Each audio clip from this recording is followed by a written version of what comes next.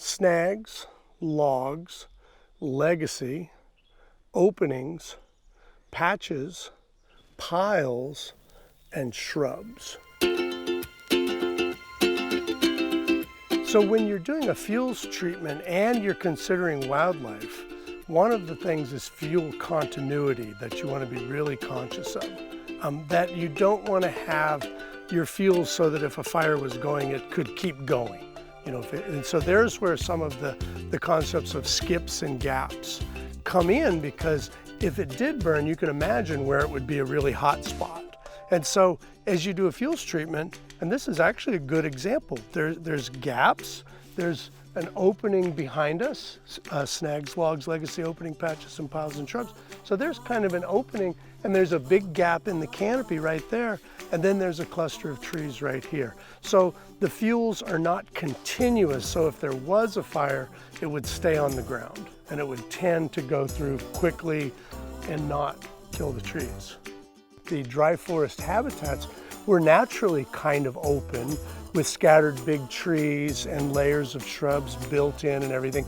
So they weren't necessarily really dense like many of these stands we have today. So when you come in and do a fuels treatment, often mechanically, you will be restoring it to a closer version of the true natural habitat that supported these species. One element of habitat in fuels reduction is you have to set aside the notion of tidy aesthetic. So if you want to clean up your forest, that's fine. Do that within 100 feet of your house. In the inner zone of the firewise, sure, park it out, green grass, lollipop trees. But once you get out past 100 feet or something like that, then you can start including the habitat element. In dry forest ecosystems in particular, the legacy are the larger trees that survive for long periods of time. The legacy trees are the backbones of the dry forest system, because a big ponderosa pine tree can live 300, 400, 500 years. Pretty remarkable. Then the thick bark, the bark on the ponderosa pine is adapted to fire. These trees are meant to have fire go around them, and then they survive. The little ones die, the little ones burn up, but the big ones are still there, and they produce tons of seed.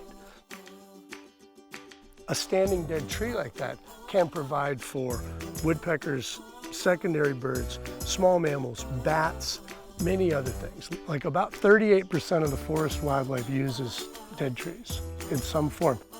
Your dead wood presence in the ecosystem, now the down log has changed its habitat function. There, owls, woodpeckers, bats. Down here, chipmunks, snakes, small mammals. And it's feeding the soil. So when you look at a log, as it breaks down, all this duff, it basically turns into compost in the soil. Like this log that I'm standing on right here has significant habitat value. Creatures would live in it, would live under it, would live around it, and it gives them a place to be. This shrub clump right here that's mostly serviceberry is a really valuable habitat feature, and it creates a mid-level habitat. So you have the overstory of the legacy trees, and then you have the shrubs, and then you have an occasional dead wood feature like the down log or the snag. And look at the patchiness of it. So it's a pretty big gap right here in the canopy between this, this big tree and those big trees. So you have an opening, a patch, and shrubs all mixed together right here in this really rich habitat feature. So often when you do a fuels reduction project, you have a lot of material to do something with, and we'll build piles. And the assumption is usually that these piles will be disposed of either by chipping or burning in the wintertime or something.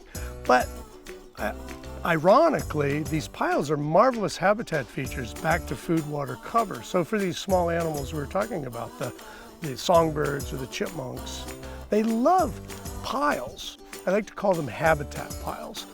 So what's right behind me here would be a good start of one, where you might gather branches and material from elsewhere and put it on top of that. Now, if you retain a habitat pile, you don't want it to be near trees. You want it to be out away from it, because if it did catch on fire, it's going to be a hot spot. An important thing for landowners to remember is fuels treatments are not a one and done. This is like mowing your lawn. When do you mow your lawn again? You know, it's a week later. So in these things, it's going to be quite a few years, but you're going to have to do it again because it's going to grow back, which is, you know, part of the marvelous thing about a forest. It does recover. You allow for habitat complexity, and then you allow for the animals to persist.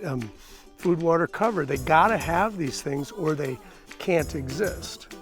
What you're trying to look at to provide some of this habitat while reducing the fuels so that if it does catch on fire, when it catches on fire, it doesn't kill the whole stand.